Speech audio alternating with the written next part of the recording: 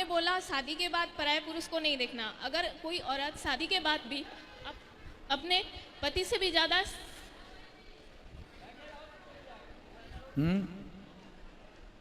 बोलो, पति से भी ज्यादा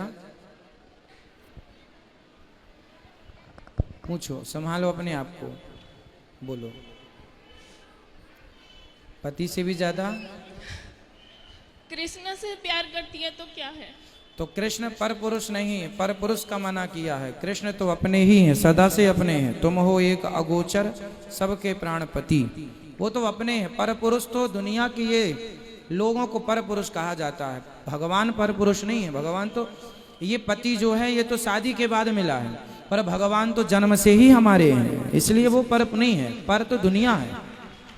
और एक अगर मतलब शिव मंदिर भी गए, गणेश मंदिर भी गए, कृष्ण मंदिर भी गए, अगर कोई सारे मंदिर मतलब दुर्गा माँ के भी मंदिर गए, नारायण लक्ष्मी के भी मंदिर गए, अगर कोई सबसे ज्यादा कृष्ण मंदिर में ही भावुक हो जाता है तो उसमें भगवान के बीच भेद है क्या?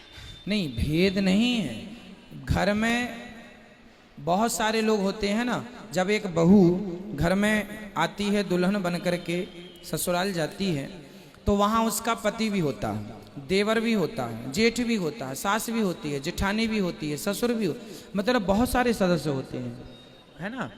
तो देखो ससुराल में होते बहुत लोग हैं, आप सम्मान भी सबका करते हैं, प्यार भी सबसे करते हैं, पर समर्पण केवल पति में करते हैं, हाँ या ना जी। उसी तरह सम्मान सबका कीजिए, सभी देवी देवताओं का सम्मान कीजिए, सभी का आदर कीजिए, पर समर्पण अपने इष्ट भगवान के चरणों में करना चाहिए। जो आपके इष्ट हैं, जैसा आपने कहा श्री कृष्ण, तो आपको भगवान श्री कृष्ण में समर्पण करना चाहिए।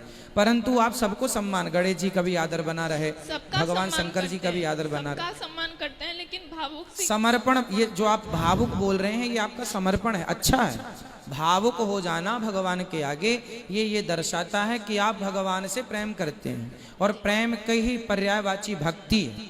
ये जो भक्ति है वो प्रेम भक्ति यही है कि आंखों में आंसू आ जाएं भगवान के लिए देख कर, बस यही तो प्रेम है। भगवान इसी प्रेम के भूखे हैं, कोई फॉर्मेलिटी के भूखे नहीं है भगवान। और आपने आज तुलसी माला जपने के लिए कहा था, वो ओपनली जपना तुलसी की माला अंदर होती है, वो गौमुखी होती है ना, उसके अंदर करके ऐसे अंदर जपना चाहिए। हाँ, अंदर बाहर, बाहर भी कोई ऐसे भी जपे तो बुरा नहीं है, पर भोजन भजन पर्दे के अंदर ही अच्छा लगता है जी। थैंक यू महाराज। खुश रहिए। गुरुजी राधे राधे जी। आपके चरणों में इस दाजी का कोटि कोटि प्रणाम। खुश रहिए। गुरुजी सर्वप्रथम पहली बार हाथ में माइक लिया है, अगर बोलने में कुछ गलती हो तो मुझे क्षमा कर देना। कोई बात नहीं, आप बोलिए। गुरुजी आज आपने भागवत में जो शुभ समाचार दिया उसे सुनकर हम इतने खुश हो रहे हैं कि हमसे रहा नहीं गया कि आपका धन्यवाद कैसे करें।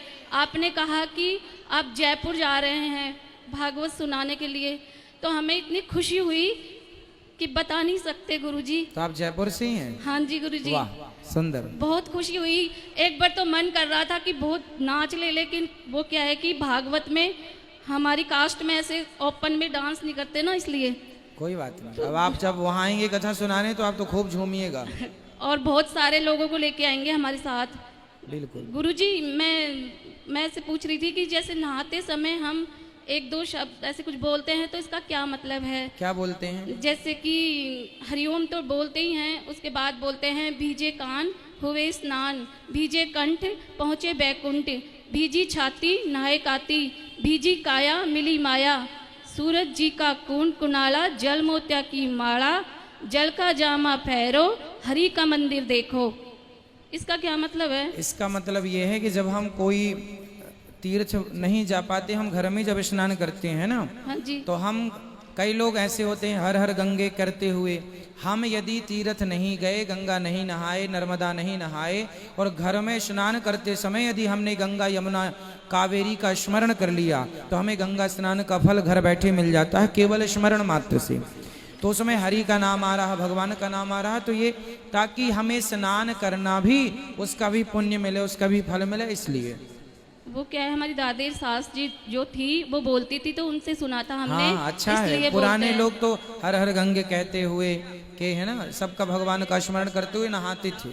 और आजकल के लोग हैं फैंसी लोग जो बोलते हैं ठंडे ठंडे पानी से नहाना चाहिए, हम पहले के ही हैं ये लोग। गाते हुए नहाते हैं। पहले के लोग तो हर हर गंगे कह के नहाते थे। गुरु गंगा जी। गुरु जी एक प्रश्न और है कि आप बोलते हो ना कि कृष्ण जी जो मोर करते हैं मुकुट, वो राधा रानी ने गिफ्ट दिया था। तो कई लोग कहते हैं कि जैसे मोर सबसे पवित्र है, पाक है, हाँ, जो निष्पाप राष्ट्र भी इस होता है। वजह से करते मैं हैं। ये कारण भी बताया हूँ कई बार, अच्छा। बहुत सारे कारण होते हैं। बहुत बहुत धन्यवाद गुरु जी, आपको करोड़ों बार कोटि कोटि प्रणाम। और खुश कोई रहिए। गलती हो इसके लिए क्षमा करें। प्रसन्न मैं आपकी रहिए। है ना जो नज़र उतारना चाहती हूँ, जिससे कल मतलब उनके वो क्या बोलते हैं, भोजन की व्यवस्था हो। राधे राधे गुरुजी। खुश रहिए।